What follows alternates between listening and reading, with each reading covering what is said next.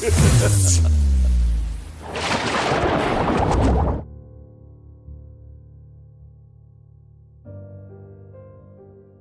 do we believe anything? Well, first of all, it's called learning, just connecting the dots. A is connected to B.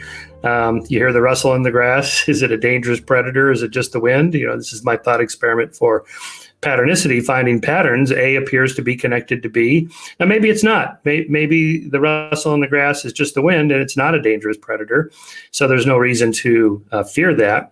But that kind of error, if it turns out it's actually a dangerous predator, can take you out of the gene pool. That makes you lunch if you don't react properly. So I'm arguing that in the kind of long history of our evolutionary past, it was a more survival mechanism to make type 1 errors, to assume that the rustle in the grass is a dangerous predator, even if it isn't, just in case, because we never know for sure. And so part of the problem with the way our senses and brain is wired is that most of the decisions we make are made under great uncertainty. Just nobody knows for sure. It's very rare that we have like 100% certainty about something. And therefore, most decisions we make are made under uncertainty. So virtually all of the cognitive biases people write about, and there's dozens or even hundreds of them now, they're there for a reason. Is that, much of the world is uncertain. There's no way you can sit there and calculate everything and make the perfect decision. In fact, we know that people that have damage to emotional parts of their brain have a hard time making decisions. Like you stand there in the supermarket aisle in front of the shelves of toothpaste, and you're like, well, which one should I get? And then half an hour later, you're reading the labels and what's got this chemical in it, it's got that flavor, and you never make a decision. And people that have these kinds of damage, they do have a hard time deciding anything. So that's an indication that most of what we decide is very rapid cognition. Danny Kahneman calls this system 1, rapid cognition, and that's where these cognitive heuristics kick in. Like, I'm just have just a rule of thumb. If I've seen it recently, then it's important, something like that, even though that may not be the case. And so then I kind of pack on top of the patternicity, agenticity, that we also assume that the patterns that we see are not only real, but there's something behind them. There's an intentional agent behind them making the pattern real. So in the case of the predator, well, a predator is an intentional agent, and his intention is to eat me, and that's not good. So it behooves me to assume that the rustle in the grass is not just real and a dangerous predator, but that predator has agency, and I should assume that. Kind of a mind reading thing. I'm imputing into this force something real. So that would explain, animism and polytheism and monotheism and many other things. The belief in witches and demons and so forth. That they're there. I want to poke here because this is the interesting. I guess why I'm in love with the idea of naturalism at this point is really it's like sitting, and I say this all the time, at a David Blaine miracle type of magic show, right? And you're like, this guy's really doing it. But then this guy in the corner is going, psst, hey, you want to see how it's done? Come here, let me show you. And I got to see behind the curtain and went, oh my goodness, I see how the stunt was made, or at least it's not like a magic trick, but really seeing how it happened.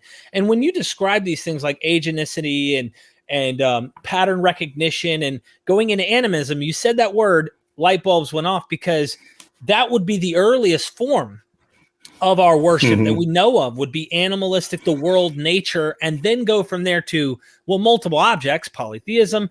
Then we get to this strange monotheism, and we're still trying to carry these anthropomorphic ideas. Now, I feel like Christians are trying to keep up with us, and they're going, God's beyond the comprehension of anything metaphysical that we can even imagine. It's like every time science shifts, they've got to move God one little chessboard further to being even more. Like he was walking with Adam in the garden, for example.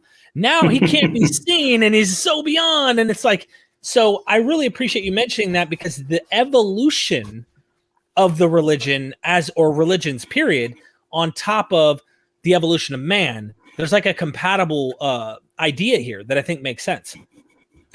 Yeah, so you end up with somebody like Paul Tillich's conception of God as, the ground of all being. What does that mean?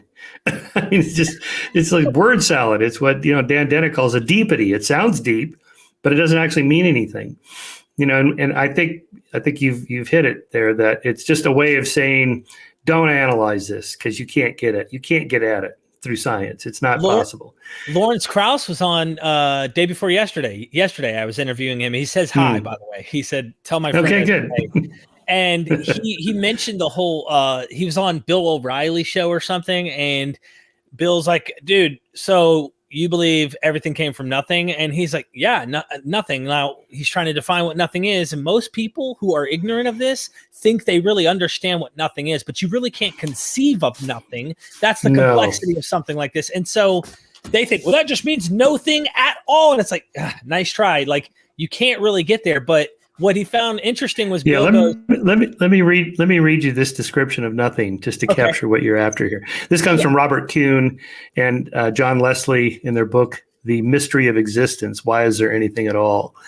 So this is how what do you mean by nothing? So no space, no time, no matter, no light, no darkness, and not even conscious beings to perceive the nothingness. But even that's not enough. Here's Kuhn's words. Not just emptiness, not just blankness, and not just emptiness and blankness forever, but not even the existence of emptiness, and not even the meaning of blankness, and no forever. It's like, this is inconceivable. At some point, I don't even know what I'm talking about. I mean, we have these words that just become meaningless, when you get to that point. And of course, Bill O'Reilly and theists, they don't have a good answer either. They just say, well, God was that outside of space and time. What could be outside of nothing? That doesn't even make sense. And for God to create something out of nothing, well, then curious minds want to know, how did he do that? Right. It's the same problem, the mind-body problem, or the problem that I give to paranormalists, that a ghost is supposed to be this immaterial, pure energy substance. It's not physical. All right, how does the ghost know to turn right at the end of the hallway and open the door and go in and then knock the painting off the wall? I mean, to do that, you have to have some kind of physical interaction with the physical stuff. How does a non-corporeal being do that? How does God reach into the universe to stir the particles to, perform a miracle, cure Aunt Mary's cancer or whatever that God is supposed to be doing? How does he do that? Does he reach into the cells in the tumor and reconfigure the DNA so it's no longer, a cancerous growth? And of course, theists, they don't have an answer. They just say, well, God works in mysterious ways, or, that he's outside of space and time. Well, what does that mean? Where is that? and if he is, then if he reaches in, can we measure it in some way? No. Okay, then what are we even talking about? So here, I do think, we hit an epistemological wall that, neither skeptics, scientists, nor theists, believers have any access to. There's just no way to go further with the conversation without something concrete enough to measure it, test it, talk about it, some logical series of arguments or something. And, then we just hit a wall. It's like the mystery of existence. Yeah, that's a good title. Why is there something rather than nothing? So when Lawrence is talking about nothing, he doesn't mean nothing like a theist means it. He means it in a scientific way, which has a specific meaning. And then they can talk about virtual particles, or, like Lawrence makes the point that, photons come out of atoms. They weren't in there. They're created out of nothing. Okay, how does that happen? This is what physicists do, right? Physicists that work in that area. It's not what I do, so I don't really understand it. I just kind of take it on confidence that, that these guys know what they're talking about. And but Bill O'Reilly doesn't have a good counter. Oh, let me explain to you how God did it. He doesn't know. All I could say is never forget. I know that there's cognitive dissonance in the world. I experienced it. Dr. Shermer's experienced it. But we are Myth Vision.